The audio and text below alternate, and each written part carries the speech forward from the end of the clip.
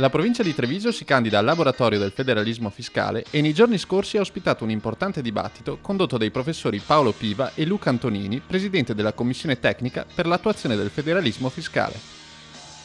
Dall'incontro sono emersi dati incoraggianti sul processo federalista avviato dal governo, che prenderà il via ufficialmente dal 2011 con la graduale sostituzione dei trasferimenti ai comuni con un fondo perequativo.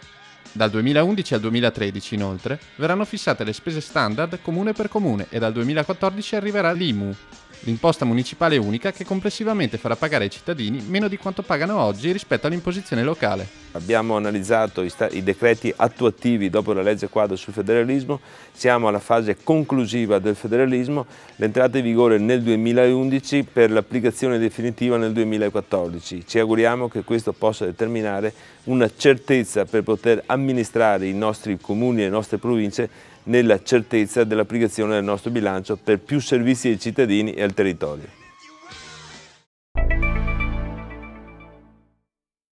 Continua il monitoraggio dell'emergenza alluvione da parte della provincia di Treviso e nel frattempo è stato attivato il piano neve, in vista dell'imminente calo delle temperature. Le strade provinciali hanno già subito un pretrattamento con lo spargimento di diversi quintali di sale, con particolare attenzione all'area pedemontana.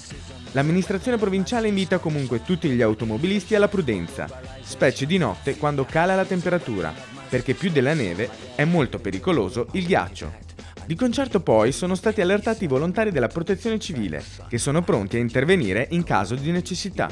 Anche quest'anno è partito il piano neve della provincia di Treviso, un piano neve molto importante che serve per intervenire con estrema velocità in caso di emergenza di nevicate. È partito già dal 1° di novembre, conta 200 mezzi dislocati in tutto il territorio della nostra Marca trevigiana, oltre 3.000 sono i volontari che vengono utilizzati in caso di necessità estreme. 1.300 sono i chilometri delle nostre strade provinciali, una provincia anche un po' difficile da gestire per quanto riguarda il territorio. Abbiamo una zona pedemontana dove le nevicate compaiono quasi sempre e poi abbiamo una zona di pianura dove le nevicate compaiono a macchia di leopardo.